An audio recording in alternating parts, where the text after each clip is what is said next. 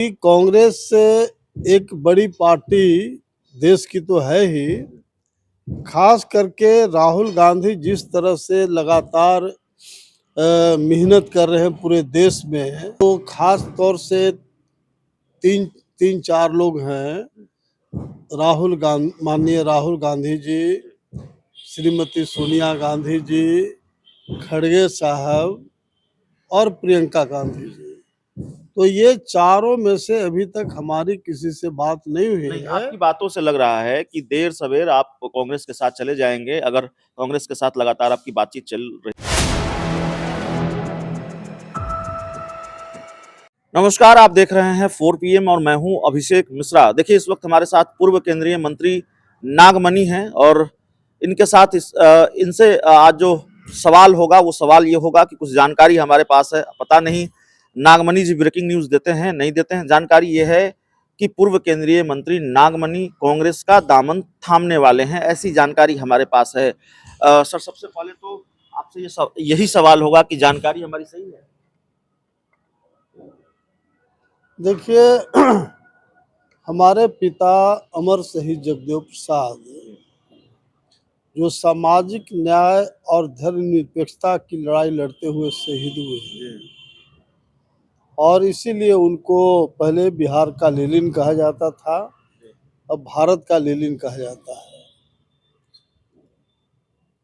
और मैंने महसूस किया इस बात का कि खास करके जो बिहार में जातीय सर्वेक्षण हुआ और 63% जनसंख्या ओबीसी का आया है, उसका असर कांग्रेस पर सबसे ज़्यादा पड़ा है। और कांग्रेस के जो सुप्रीमो एक तरह से हैं राहुल गांधी जी, बराबर हर हर दिन हर उनका जो स्टेटमेंट का फोकस होता है, उनका भी कहना है कि देश में जातीय सर्वेक्षण कराएंगे, हमारी सरकार बनेगी और ओबीसी को हम ज़्यादा से ज़्यादा प्रायोरिटी देंगे। इस स्टेटमेंट से मैं काफ़ी प्रभावित हुआ हूँ और मुझे ऐसा लगा कि जो हमारे पिता अमर शहीद जगदेव प्रसाद ने जो तमाम हरिजन, आदिवासी, मुसलमान, पिछड़ी जाति और ऊंची जाति गरीबों की बात करते थे, राहुल गांधी भी आज ओबीसी, दलित, मुसलमान और आदिवासी और ऊंची जात के जो कांग्रेस में हैं, उनकी बातों कर रहे हैं। इसलिए मैंने इधर कांग्रेस के बहुत सारे नेताओं से मैं मिला हूँ और मैं महसूस किया इस बात का कि कांग्रेस एक बड़ी पार्टी देश की तो है ही। खास करके राहुल गांधी जिस तरह से लगातार मेहनत कर रहे हैं पूरे देश में, पदयात्रा के माध्यम से, कैंपिंग के माध्यम से, और ओबीसी को प्रायोरिटी देने की बात कर रहे हैं। लेकिन मुझे दुख इस बात का है और अफसोस इस बात का है कि खास तौर से जो झारखंड, बिहार, उत्तर प्रदेश, मध्य प्रदेश, दिल्ली, ऐसे तमाम राज्यों में कांग्रेस का एक भी ओबीसी का लीडर है ही नहीं। नहीं तो जी, तो खास तौर से मेरा ये कहना है कि राहुल गांधी जी तो दिलो दिमाग से वो चाहते हैं, बोल रहे हैं, लेकिन जब तक ओबीसी के नेताओं को आगे नहीं बढ़ावेंगे, ओबीसी के जो तमाम जो नेता हैं उनको पार्टी में सुटेबल जगह नहीं देंगे, तो मास कैसे अट्रैक्ट होगा। और मैंने तमाम कांग्रेस के नेताओं को भी इस बात को कहा हूँ कि आप लोग जहां 50 से 60% जनसंख्या पिछड़ी जाति का है, यानी अगर कोई वोट दे न दे, अगर पिछड़ी जाति के लोग ही एक तरफा वोट कर देगा तो सिर्फ पिछड़ी जाति से ही सरकार बन सकती है। अलग बात है कि पिछड़ी जाति में बहुत सारे लोग हैं जो अलग अलग सोच के हैं, लेकिन मेरा मतलब है कि मेजर जो कम्युनिटी है वो ओबीसी है।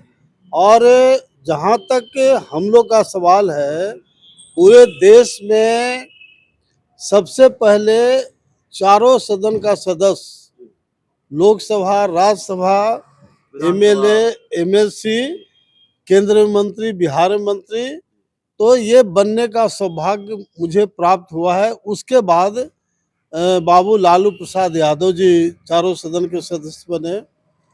तो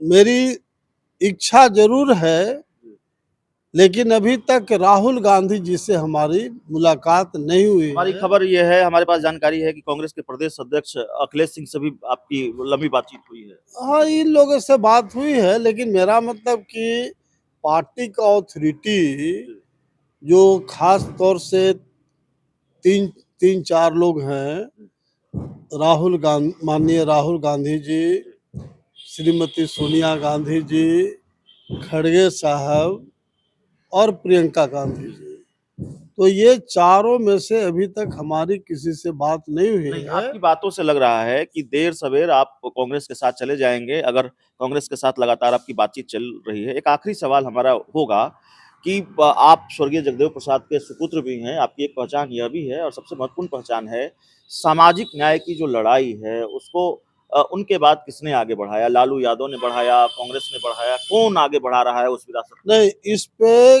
कहीं कोई बहस का मुद्दा नहीं है कि हमारे पिता अमर शहीद जगदेव प्रसाद ने जो नीति और सिद्धांत दिया, जो उनका स्लोगन था, 10 का शासन 90 पर नहीं चलेगा, नहीं चलेगा, 100 में 90 शोषित है, 90 भाग हमारा है, उसको बहुत पुरजोर तरीके से अगर बिहार में किसी ने उसको इम्प्लीमेंट करने का काम किया, उस लड़ाई को तेजी से लागू कराने का काम किया, उसका सिर्फ नाम है लालू प्रसाद यादव जी।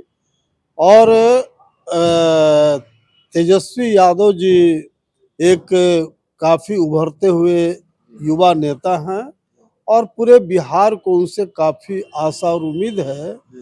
हर युवा जरूर चाहता है, हर पिछड़े, दलित, मुसलमान और ऊंची जात के जो गरीब लोग हैं, जरूर चाहते हैं कि तेजस्वी यादव जी बिहार के मुख्यमंत्री बने, क्योंकि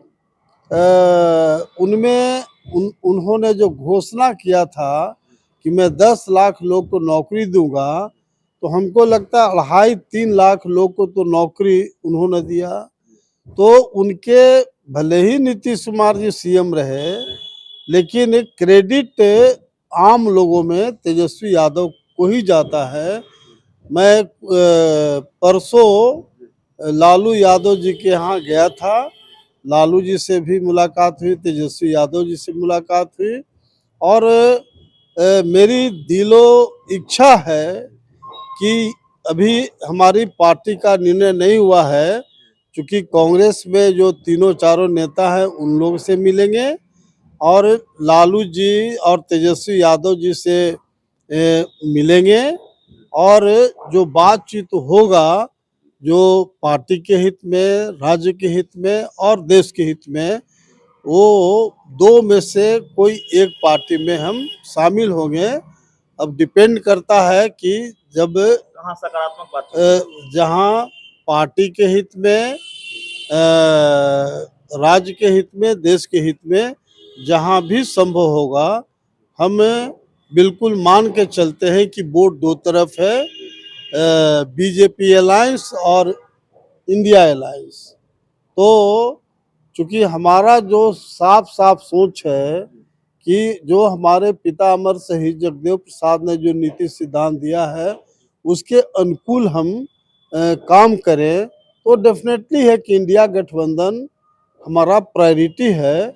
इसलिए जल्द हम समझते हैं कि 15 फरवरी तक हम लोग जरूर इस निष्कर्ष पर पहुंचेंगे कि एक बार बाबू लालू प्रसाद यादव जी, तेजस्वी यादव जी से मिलेंगे और दिल्ली जा कर के राहुल गांधी जी, सोनिया जी, खड़गे साहब से मिलेंगे और जो पार्टी के हित में, राज्य के हित में, देश के हित में होगा, मैं कदम उठाऊंगा। चलिए, तो हमारे साथ बिहार के वरिष्ठ नेता और पूर्व केंद्रीय मंत्री नागमणि जी थे। कांग्रेस या आरजेडी दोनों के साथ जा सकते हैं, इंडिया गठबंधन में शामिल हो सकते हैं, ये बात तकरीबन तय है। बड़े नेताओं से बातचीत चल रही है, लालू यादव से मुलाकात हुई है।